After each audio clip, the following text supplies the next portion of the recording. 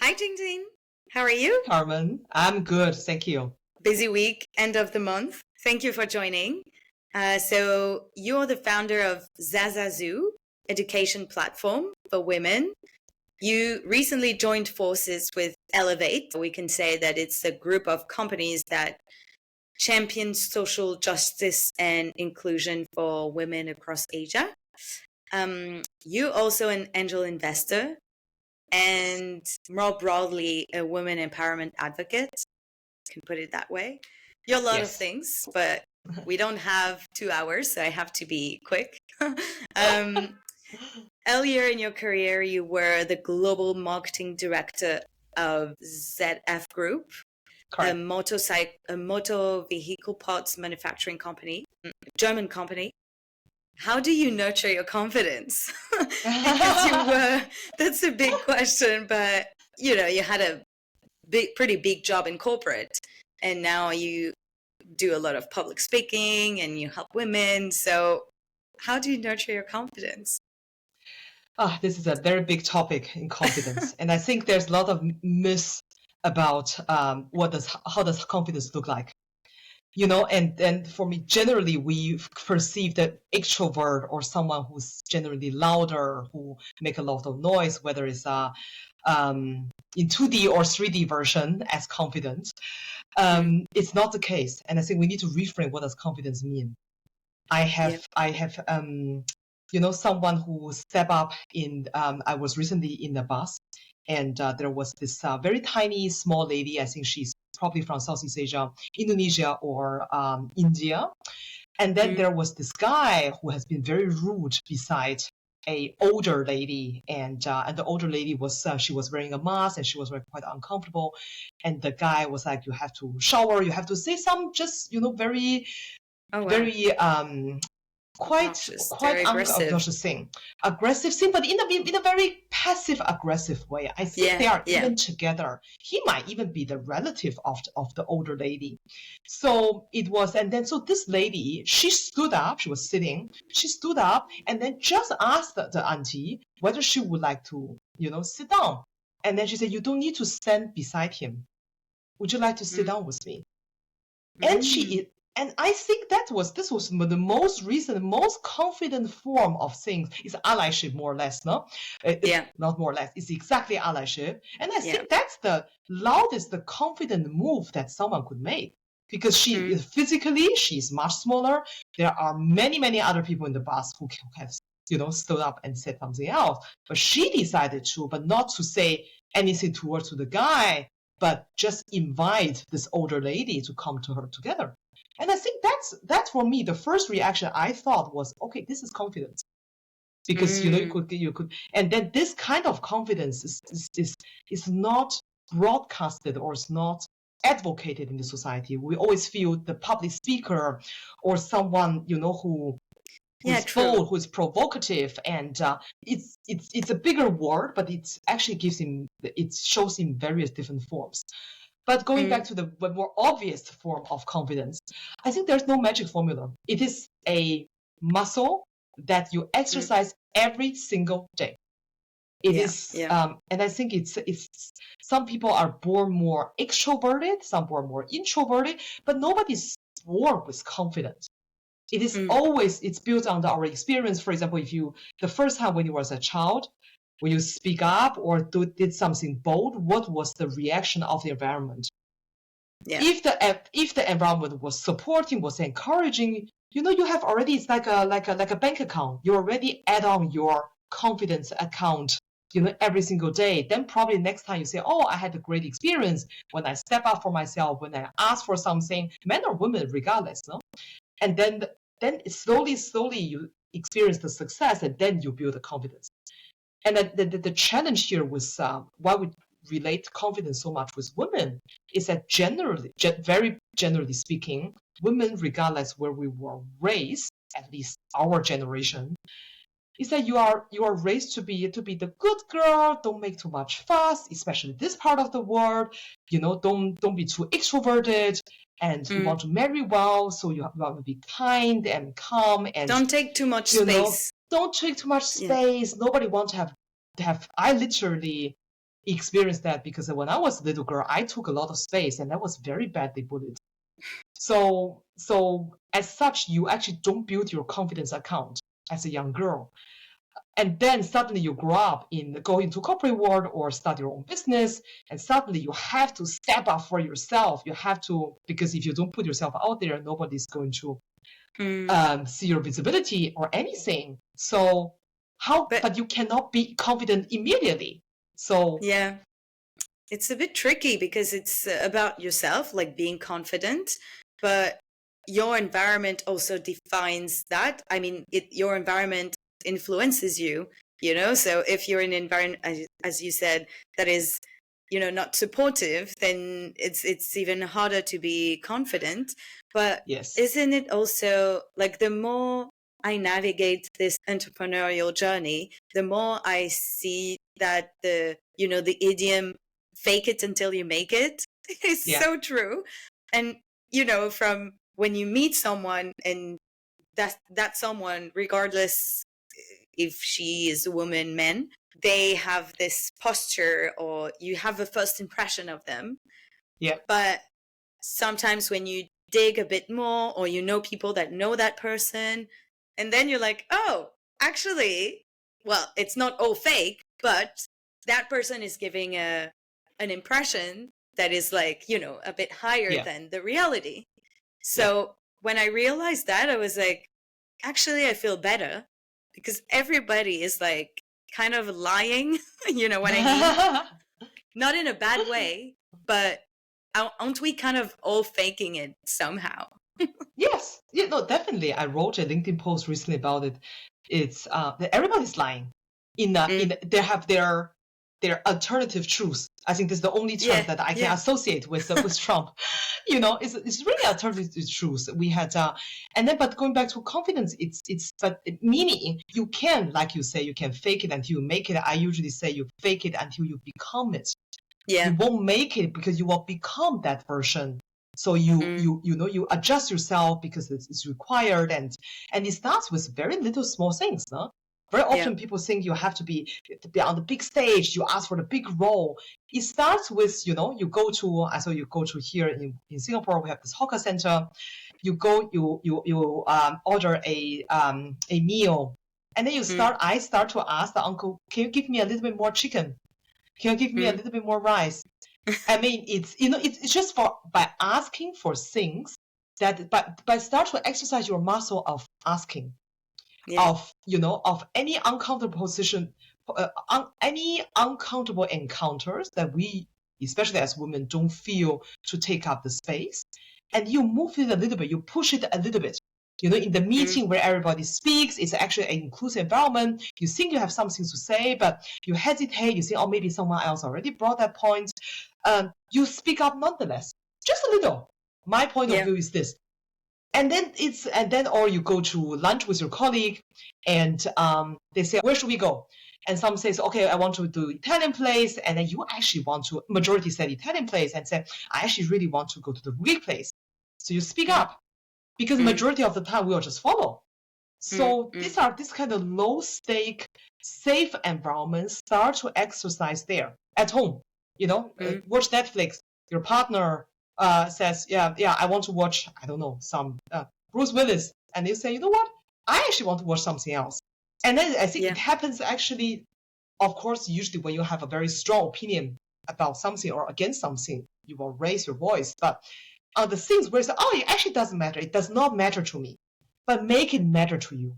Because all this small account of, asking, and then put yourself out there, it will later, when you really ask for the raise, for the next role, for the speaking engagement to acquire a client, it will all add up.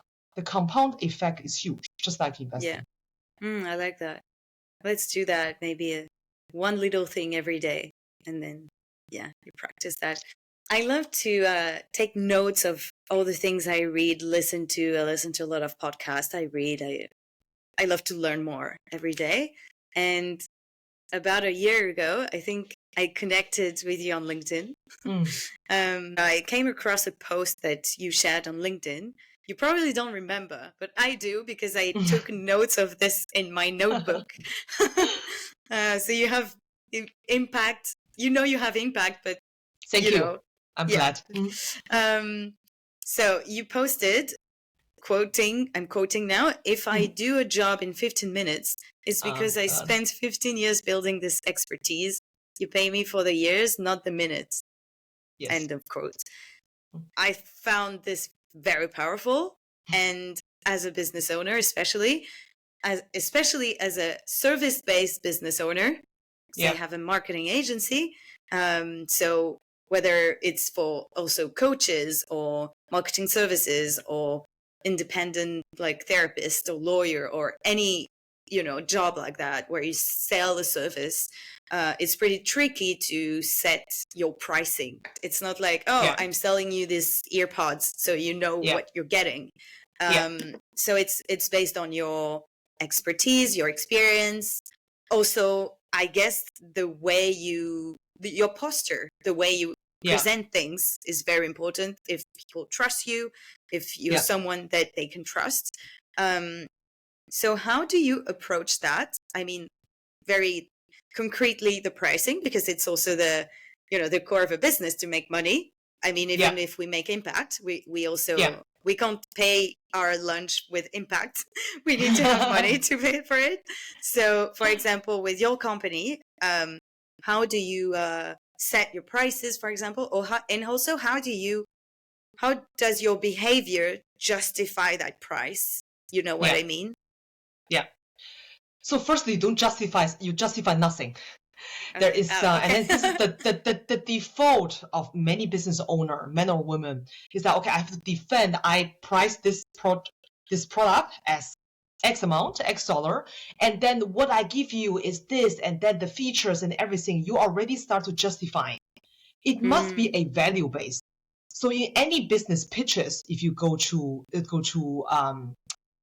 ideally it's an inbound, and then this is where I started broadcast my expertise and my visibility, what we know, what I want to be known of on LinkedIn or any social media platform where your customer sits. Yeah. In that platform, you need to give 100%, 200%, 300% the value of your expertise for free. And this is why I write consistently every day in LinkedIn about topics that matters to me, about about the expertise I have, and I show, I don't tell. So usually when business come to me, it's already inbound. So they already say, oh, okay, I think what Jingjing is doing with the Elevate Group is really interesting. And then they inquire. So now you are already in a much better position. So 99%, I think with maybe 1 or 2 cases, our price were indeed higher than their budget allow. So with that approach, you already get the clients who already, they kind of already choose you.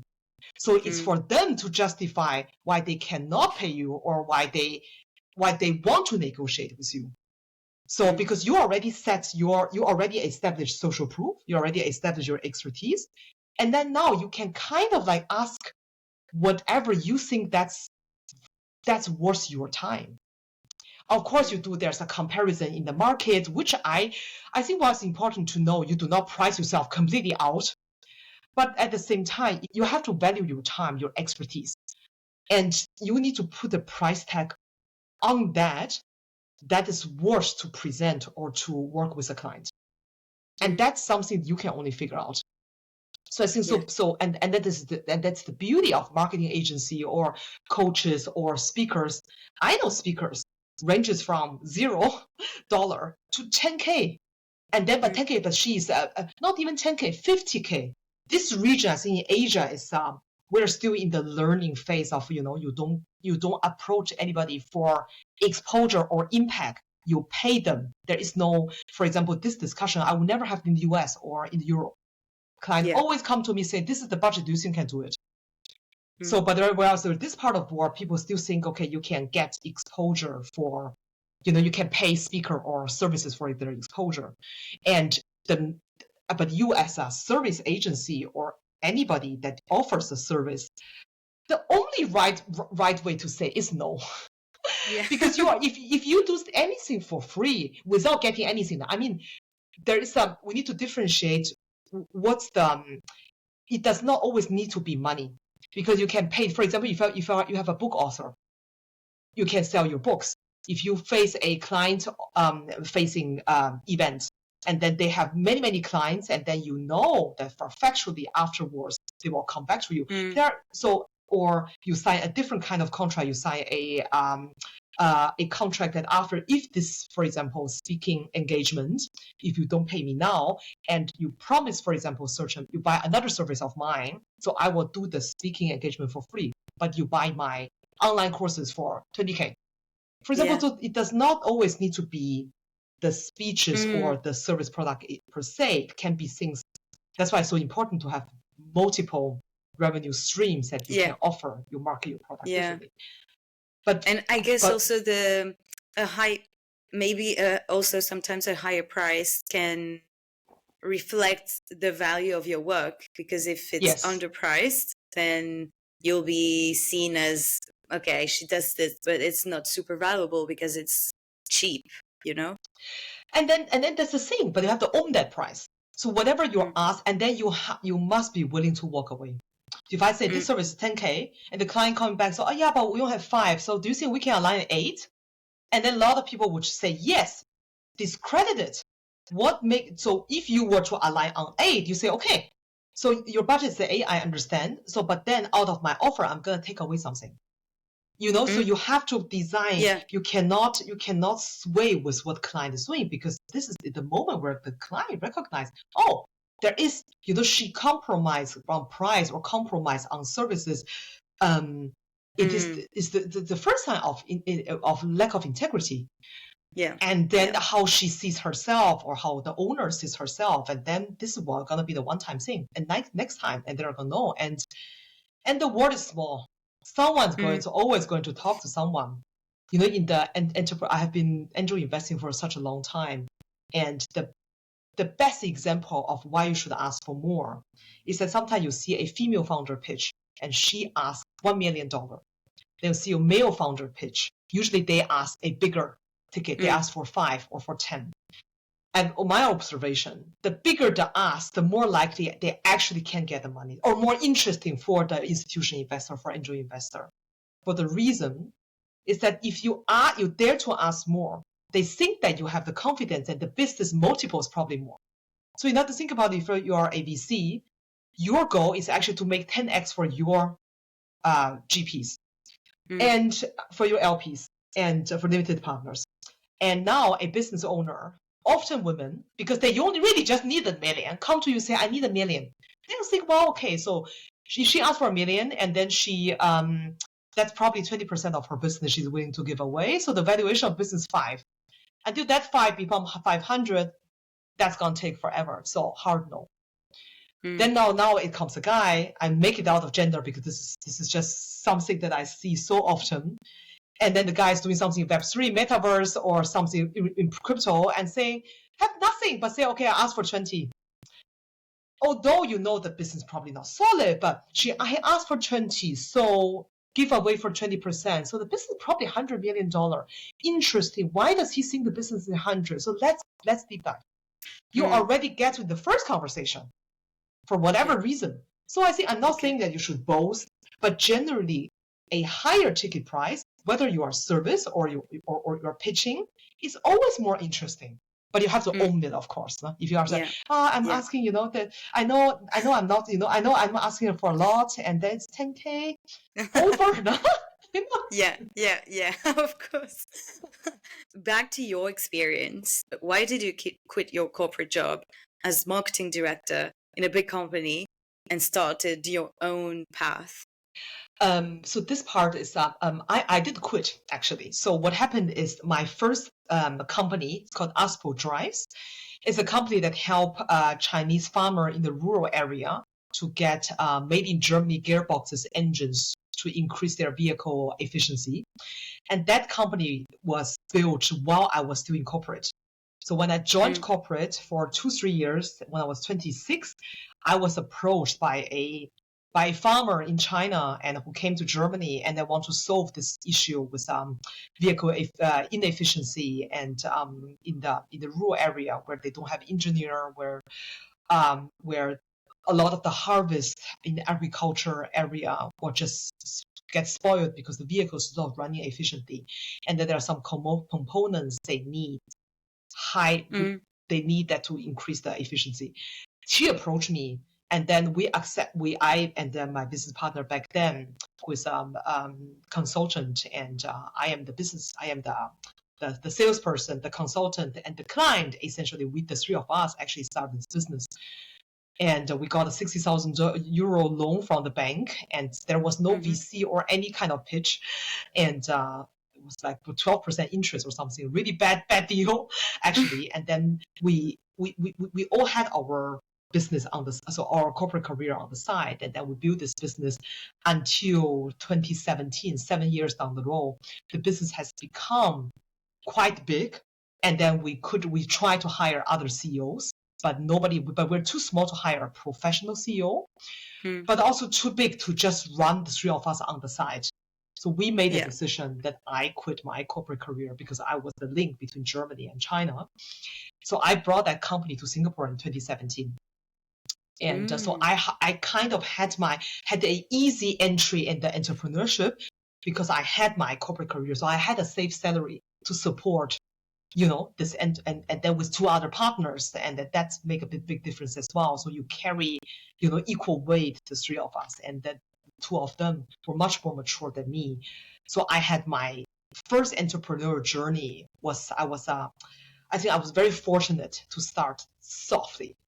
Why do you say it's soft? It was soft, a soft start in entrepreneurship. Soft start.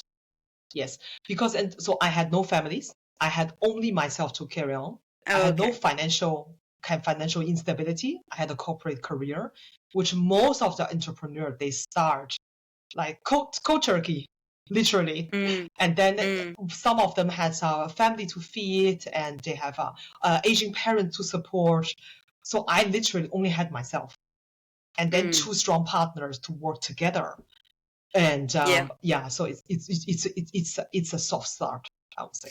And how long did you work in that for that business of yours?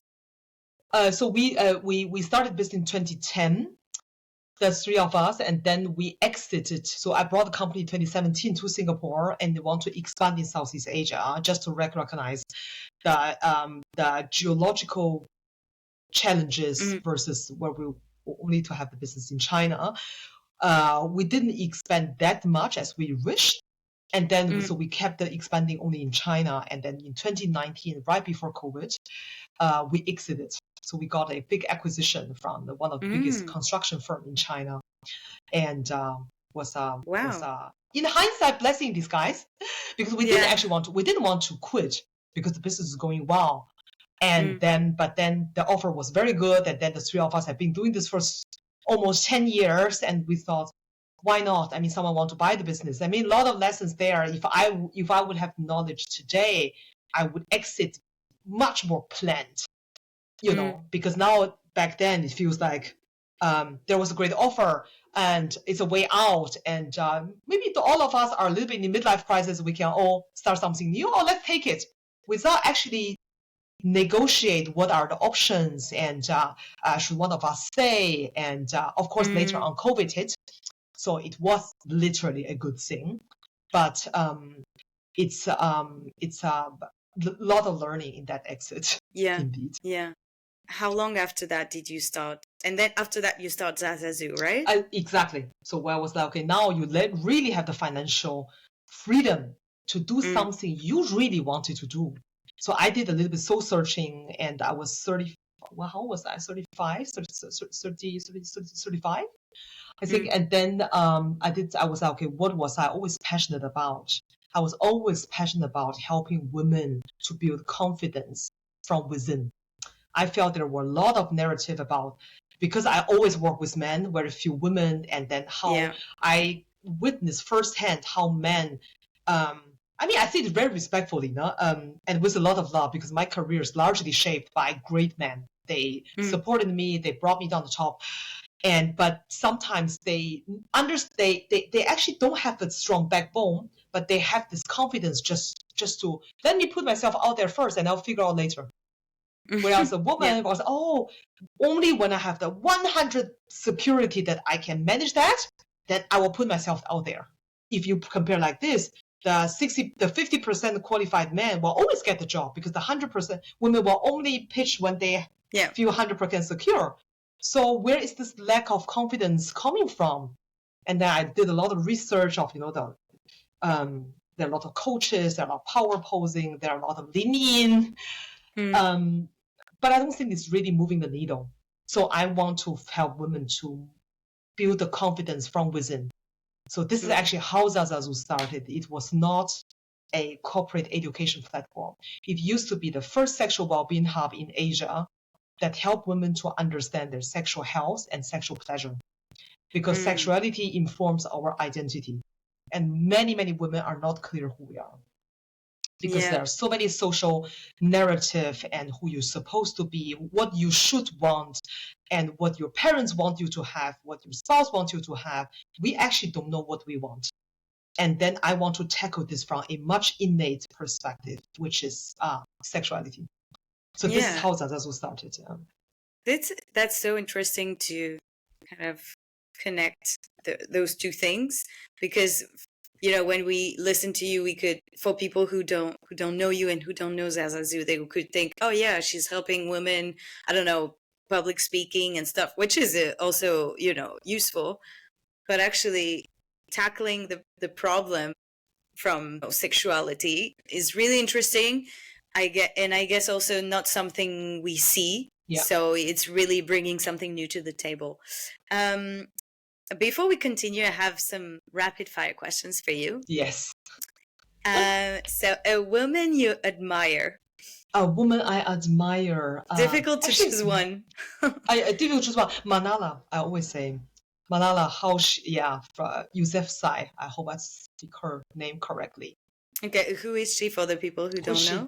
Who don't know, this champion, this Pakistani girl who champion for a girl's right to embark education, to go into school in such a vicious and dangerous environment, and then to raise her voice and for the bigger good, and has become a movement. Yeah. Okay.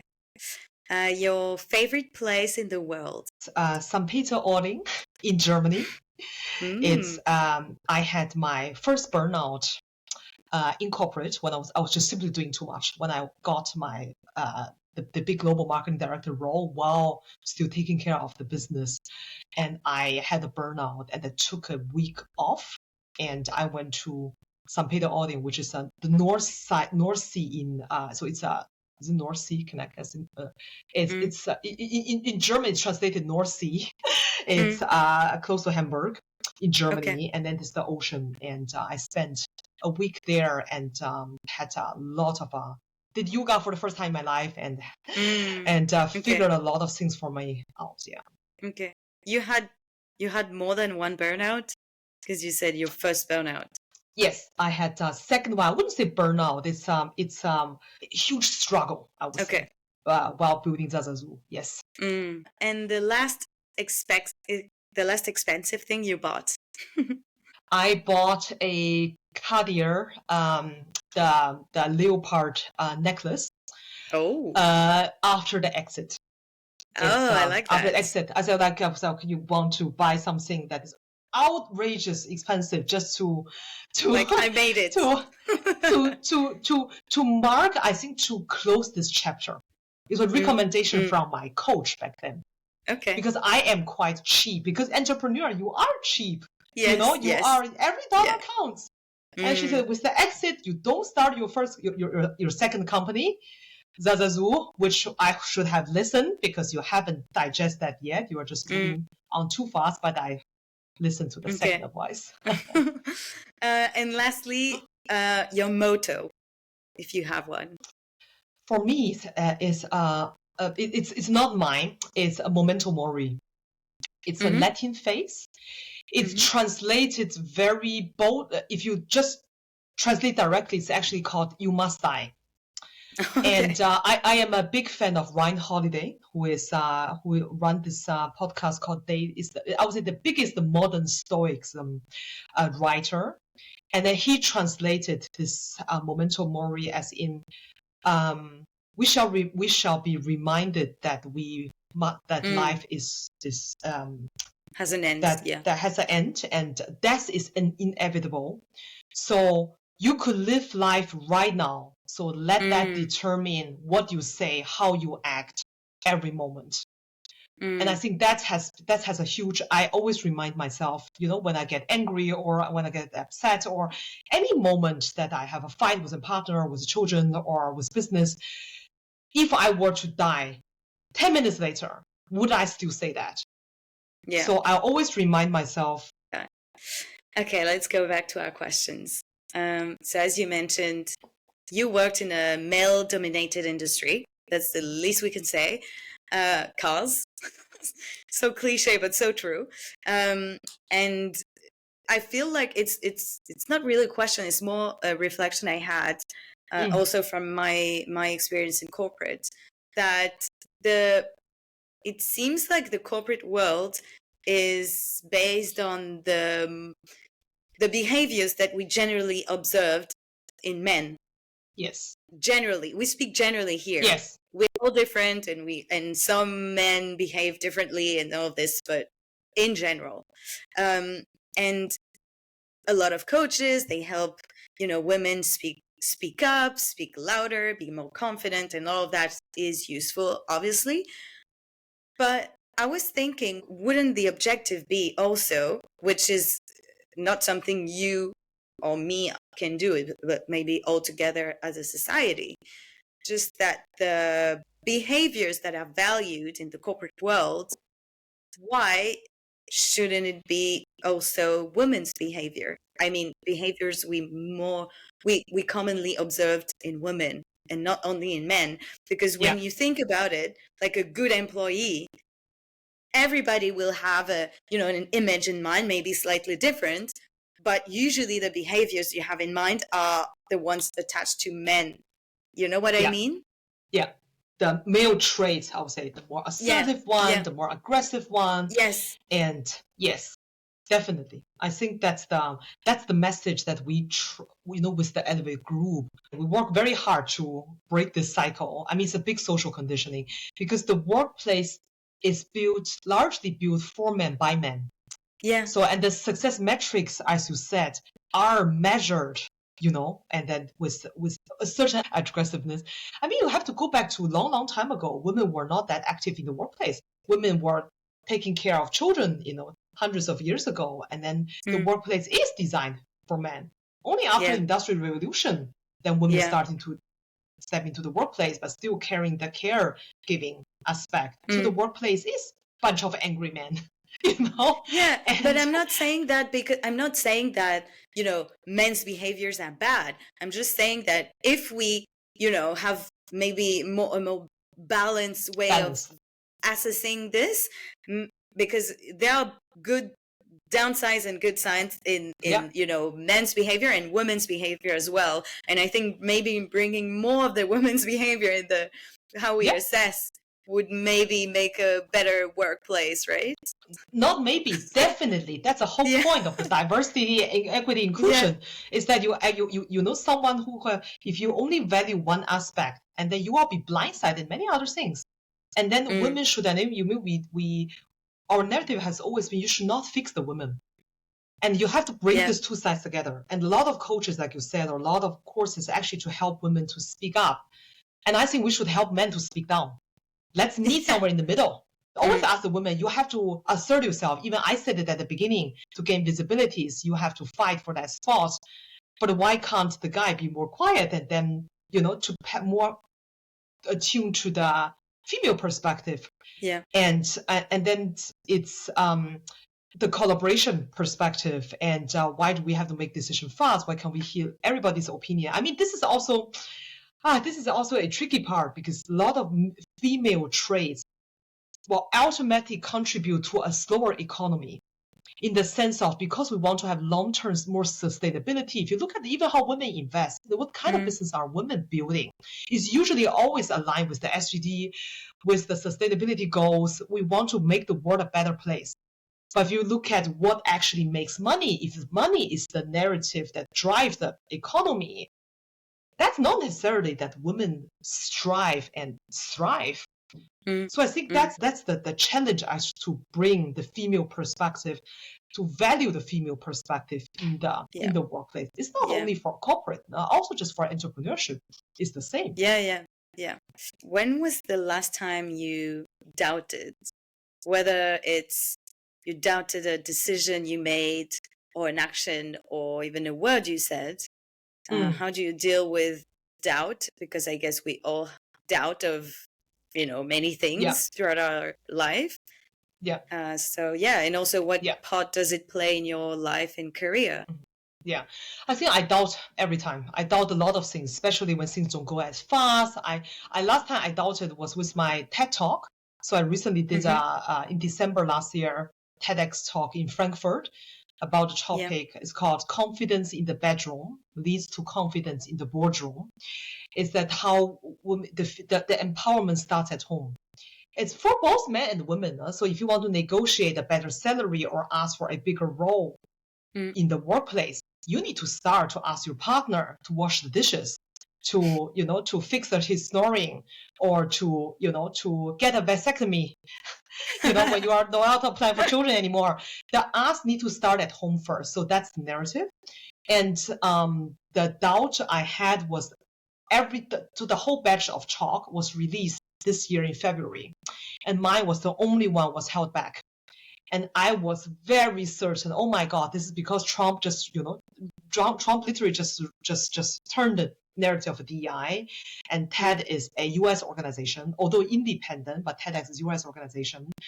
They are gonna think this is not aligned. And then we're talking a little bit about sexual well-being in the bedroom as well. So I was very frustrated. I was very certain that they're gonna delete the talk. And how I dealt with myself is actually my to bring the rational side of the things back. And this is where you need strong female friends.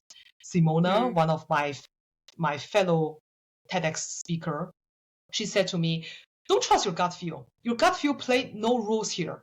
Why should they? They have, the script has been submitted, and we had several reviews, and there is no rationale for your talk to be withheld. So there is no reason for them to not release the talk. So it's just a matter of time. So you just have to be patient." And as she break it down, I mean, I'm paraphrasing. She said some amazing words, and you always need to go back to the rational side of the thing, because the gut feel or the doubt is majority of the times in your head. And I think the best thing that we can do, especially as entrepreneur, you have to get out of your head, because we suffer much more in imagination than in reality. And also understand when it's time to listen to your gut feeling, because sometimes it's also useful for certain situations, but not all the time. It's like a little devil on your shoulder, telling you, no, don't do this. It's bad. You're not going to succeed. And I think I dare to say, after working with thousands of women, that women tend to make the more negative assumptions. For example, because she was like, maybe this is gonna be, they are waiting for it, and the women said they are making it big. I was like, oh my God, this is never gonna happen. And this is exactly what happened. But my default is, my default is not going well. That I don't get disappointed as well, probably. Probably. Does not get You teach and coach people and business owners. You told me that last time, to build a business from 0 to 1, which is the hardest part.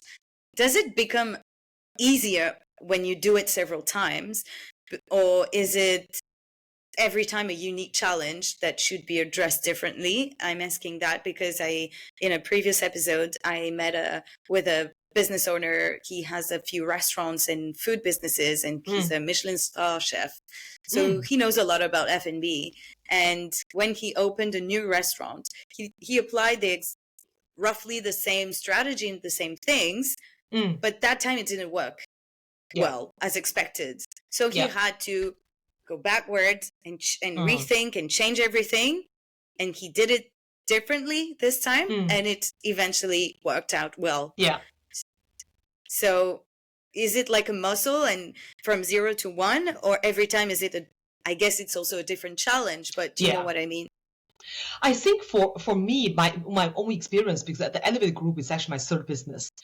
I think the more business you build, the more confident you have in your skill. In that it is a longer game, that you don't let the small things, you don't sweat the small stuff anymore. I think that's valid for all businesses. And from the 0 to 1 part, so from $0 to 1 million is to a certain extent also more also a muscle, because you do a lot of tests, you get rid of your assumptions, that a lot of things that you assume are just not going to be right, so you will have to test a lot of things multiple times. And I think especially for me, different than this Michelin star owner, is that I think all three businesses I've built are in different spaces. One is in agriculture hardware. ZaZaZu was an education platform. Now the Elevate Group is a group of companies. We do very different things, online education to physical workshops. And all three things have different rules. Just because you are successful in the first business does not necessarily lead the same narrative or the same doing of business won't necessarily lead to a success. It won't lead to a failure. The likelihood for you to fail is much less because you have built this muscle, to pivot and to. But I was very arrogant when I started to build ZaZaZu because I raised funds also fairly easy. I'm an exceeded founder. I was on a high.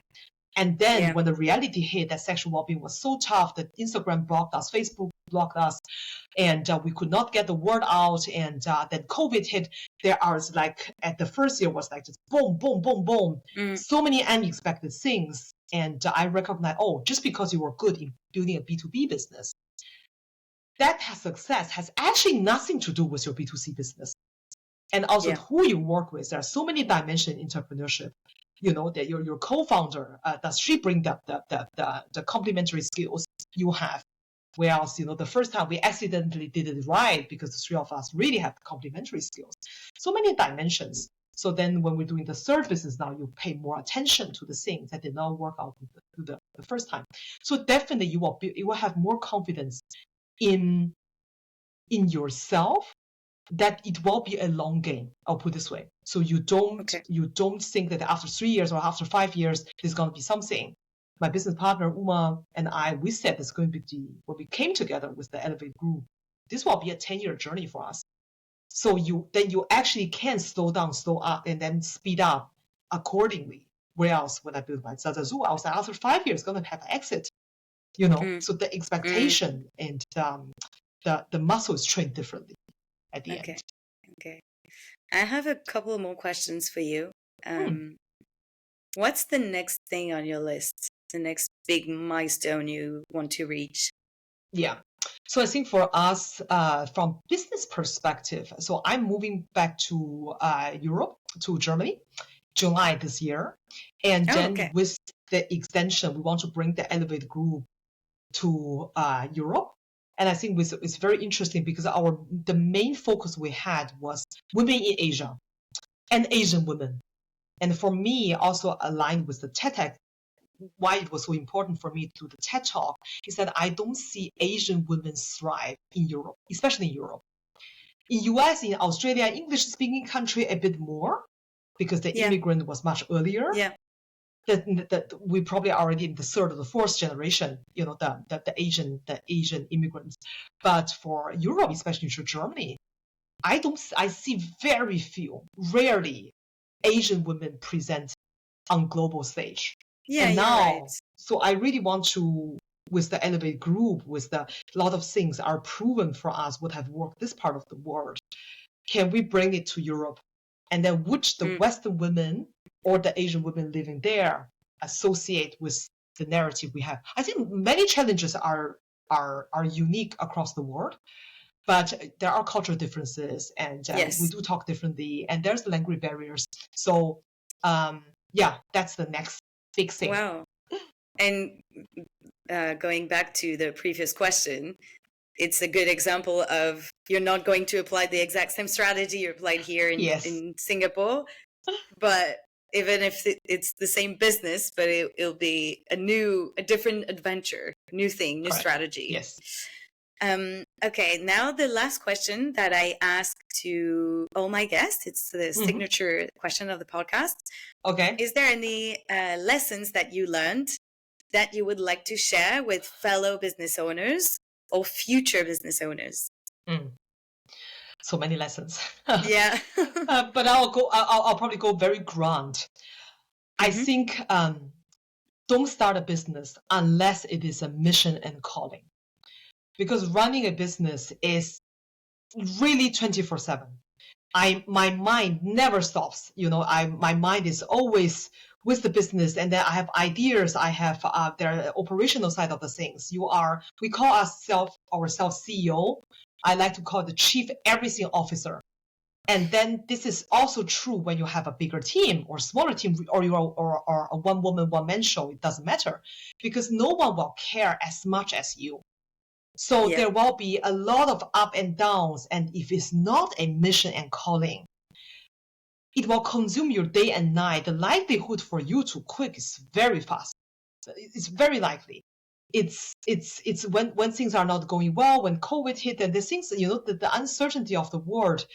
We are living in the era where it has never been more uncertain than today. Yeah. So if you cannot go back to your calling, your big why is this a mission? Why does this business important to me? Why can I not do it?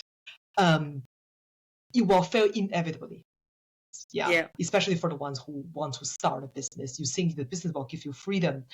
It will not. You will be handcuffed to your business in a positive way, but you are happy every day, But yeah, I agree. It's I think it's a very good lesson for our listeners.